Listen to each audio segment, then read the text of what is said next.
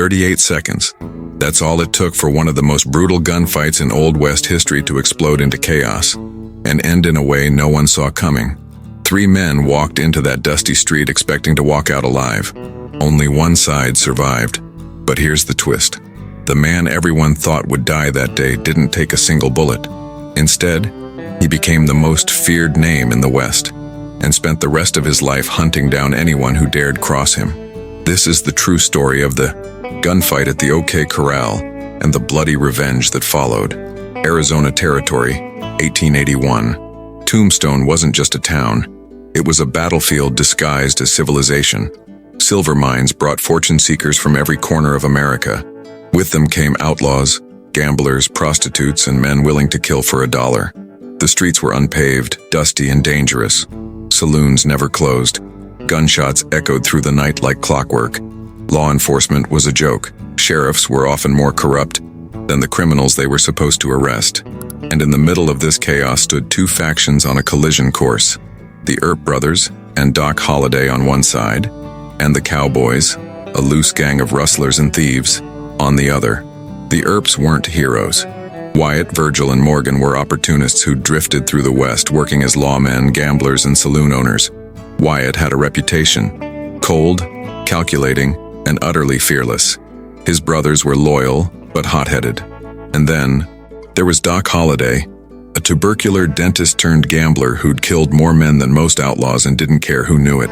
The Cowboys, led by the Clanton and McClory families, controlled cattle rustling operations across the border. They were brutal, arrogant, and convinced they were untouchable. For months, tensions escalated. The Cowboys threatened the Earps. The Earps cracked down on their illegal operations.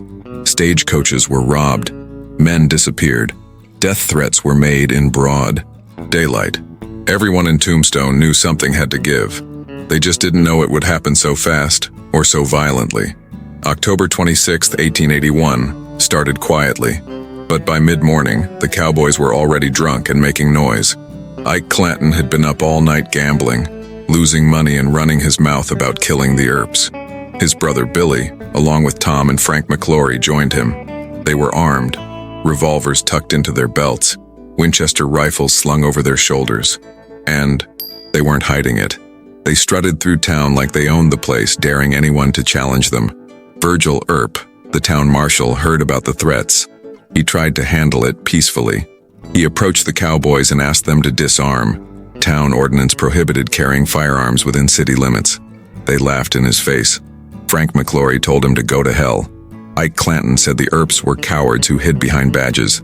The confrontation was escalating fast. Virgil knew he couldn't back down. If he did, the Cowboys would run Tombstone. So he made a decision. He deputized his brothers Wyatt and Morgan, along with Doc Holliday. They were going to disarm the Cowboys, by force if necessary. The 4 men walked down Fremont Street toward the OK Corral. Their long coats concealed shotguns and revolvers. Townspeople saw them coming and scattered. Women grabbed their children and ducked into shops.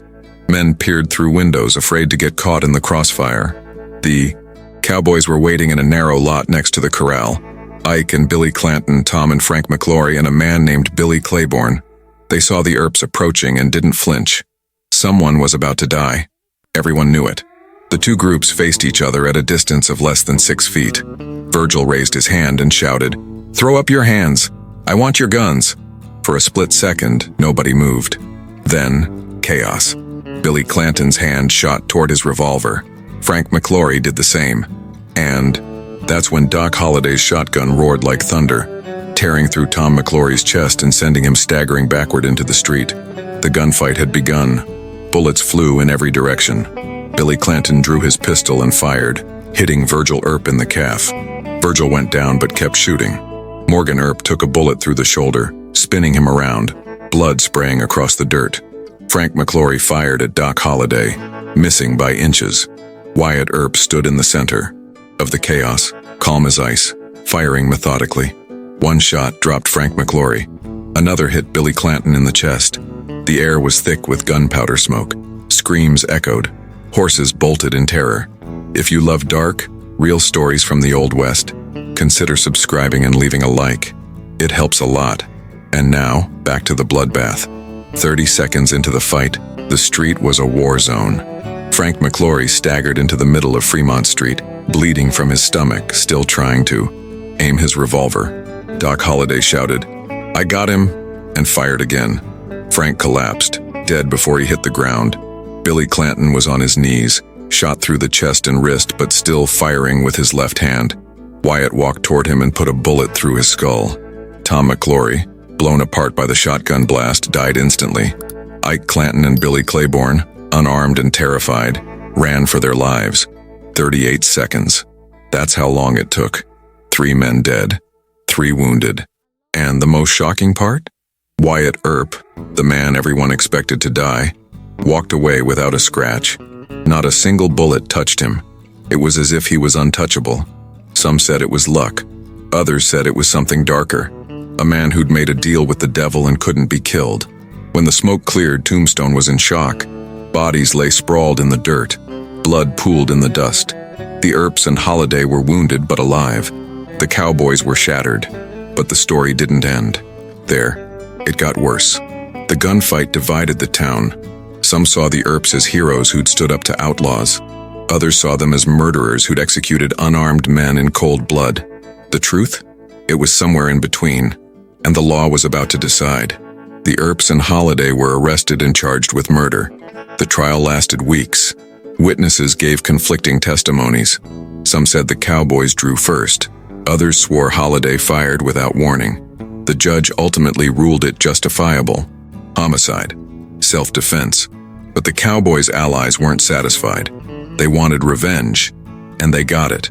2 months later, Virgil Earp was walking home when shotgun blasts tore through the night. He survived, but his left arm was shattered, leaving him crippled for life. 3 months after that, Morgan Earp was playing billiards in a saloon when assassins fired through a window, hitting him in the spine.